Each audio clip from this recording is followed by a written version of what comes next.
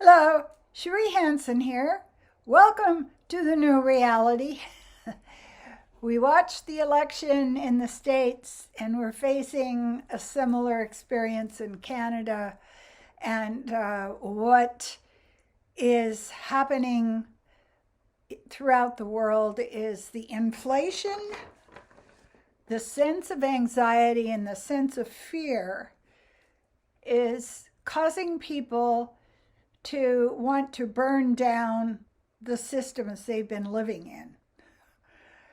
Yes, they just want something different. And they're really hoping that by burning it to the ground, there'll be something better. We will see. All I can do is take care of my plants, clean my house, make sure my cat is happy, and make sure that I'm exercising, meditating, and taking care of my body. My country is my body, my mind, my spirit. And I am the only one who is able to deal with that. A lot of things have been coming up lately, shadow work. I didn't engage in it in a intentional way. It's just showing up, like, yes, that's what I need.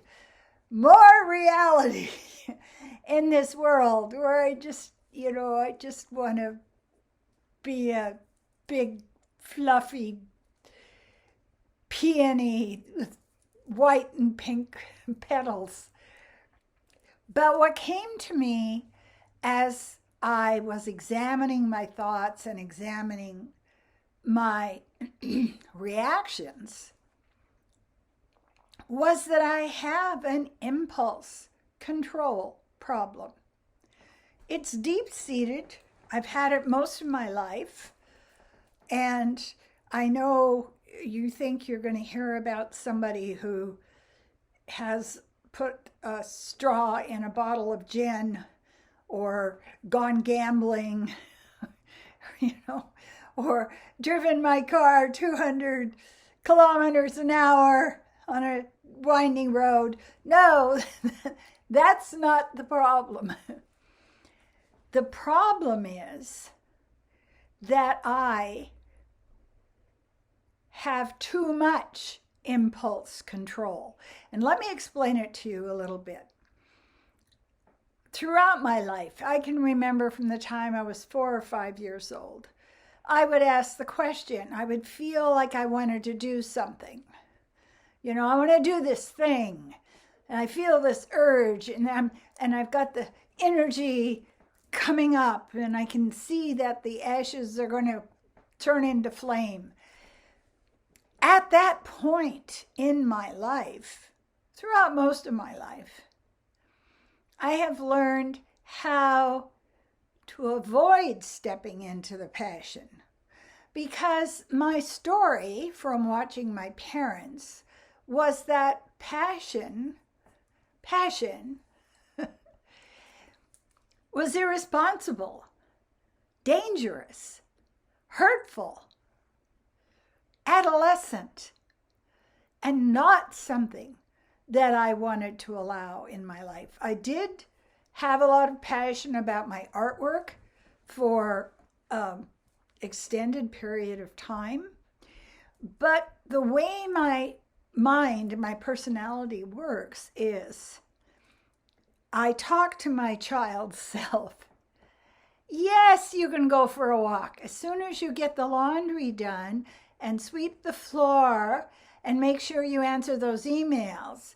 So constantly I will say, the way I treat myself is like someone who is locked up in a tower with a room full of hay or straw and is being told you can only leave when you've turned it into gold.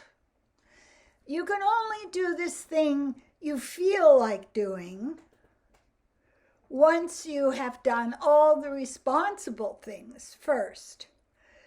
And then I could trace that back to how irritated, really irritated I would get with Bashar or Joe Dispenza or other teachers when they were saying, follow your passion. That's the way to travel your life. And I was sitting yesterday and I was thinking, I really want to go outside in the sun. And of course, my child self is picturing sitting in the sun with a coffee, maybe getting some gelato, soaking it up, reading a book. But I ended up in the front yard raking the leaves over the beds so that my grass did not look like somebody who didn't care lived in my house. I must do something practical. I must do something that is in service, that is not crazy, that is not, and God help me. This was the worst thing that my mother could ever say to me, is selfish. You're so selfish. Now I'll explain a little bit to you about this struggle. I tried so hard not to be selfish that when I was in university, I did all my assignments on time. I never cut a class. I didn't do something random that was not part of the curriculum of being a good student. And also, I didn't go to a place where my time, which I believe is scarce, this is a heavy disillusion that I live in. You don't have enough time, which is total bullshit. We all have enough time. I have enough time. Time is expansive. What it really means is you feel that there isn't enough in the universe to take care of you. It used to be money. Now it's time. And as I work my way through these things, I can see so clearly how I have been punitively stopping my impulses. What if, and I'll tell you this story, you'll enjoy this. Okay, everybody else is going batshit at grad. Everybody. There's crazy stuff going on. People are falling off the ceiling of the high school. People are flipping their cars in the parking lot because they're so drunk. You know, they're breaking into the science lab. And I was graduating too, and I felt the urge. I wanted to do something that was following my passion. So I found a small piece of chalk in a classroom, and then I walked through the school, and in every single doorway I had walked through during my 4 years in that school, I put a tiny X. It was, I was here, or I'm done with this door, or I'm here no longer. I've made my mark. And I systematically went through the school, and there were these tiny little marks through every doorway in the breezeway and every doorway in and out of the school. And then I stood back and I felt like I had been wild and crazy and impulsive, just like all the other students who were risking life and limb, crawling out of their bedroom windows at 2 a.m. to go get drunk. And I was like, okay, there, I did it. I finished the story of what you do in high school. And now, as I look back, I understand that you can look at this as a positive or a negative. You can look at it as I wasn't really attracted to being wild. It didn't really seem like that wonderful a choice for me. But on the other hand, if I feel like stopping cleaning the house or answering my emails or setting up appointments and walking downtown and having a gelato in the sun, that is a step too far in self-control.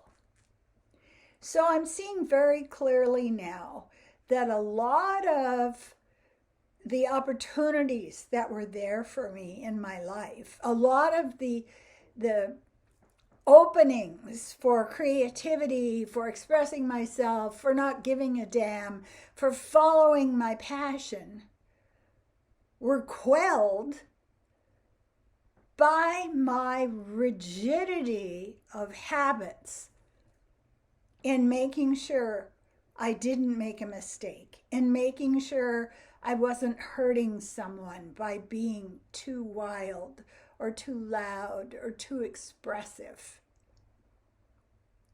And I'm thinking now it's time to balance out a little bit.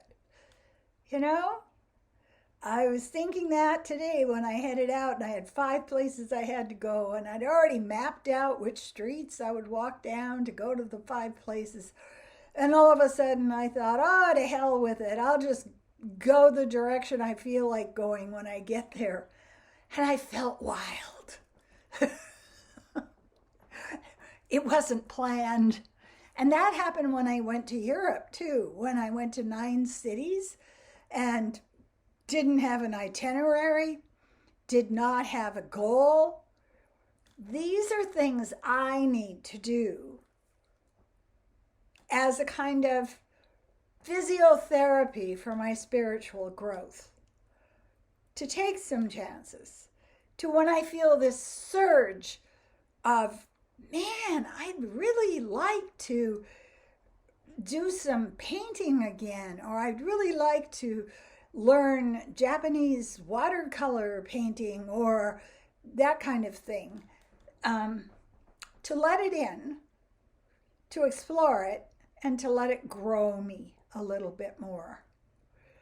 I want to say one last thing for everyone who is shocked, who is standing there with the last bit of air has been knocked out of them, and they're just waiting to find out what they're supposed to feel. We don't know what's going to happen.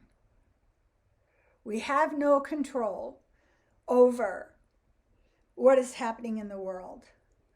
But we do have control over our reactions and our thoughts. And you can't go wrong when you stay centered and grounded and really focused on being kind. That's the center of everything. Am I kind? Was I kind? Do I get angry at somebody else because the world is full of angry people? Well, that's just dumb. Excuse my abrasive clarity, but that's just dumb. That's like, oh, I'm going to cut my arm off. And my mother used to say, cut your nose off to spite your face. That's exactly where we get to when we decide that we're going to hate on people for hating. Cutting your nose off to spite your face. It doesn't help anything. So find your spiritual practice. Find your grounding practice. Find your happy place. Find your tree that you can sit next to, put your face on, wrap your arms around, that makes you feel okay. And that's up to you. That's the hardest part of being alive. It's up to us.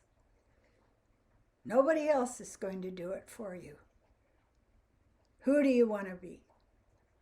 Choose wisely and make sure that you take very good care of yourself as we go through more and more chaos and confusion. You don't have to know what's happening. That's irrelevant. All you have to know is, did I take care of my body? Did I do my spiritual practice? Am I grounded? Am I healthy? That's all we have to know. It's simpler. It's simpler than all the confusion. Do get a hold of me if you would like a coaching session, if you would like a psychic reading, and I want to ask you kindly to subscribe, to view, to put a comment or a thumbs up so that you can help make my channel available for more people. We're here to learn. That's all we're here for. And I can share with you what I am learning as a demonstration of how crazy, how crazy this whole thing is making us. Because I've got that down. I want to say to you, I really appreciate you. Thank you.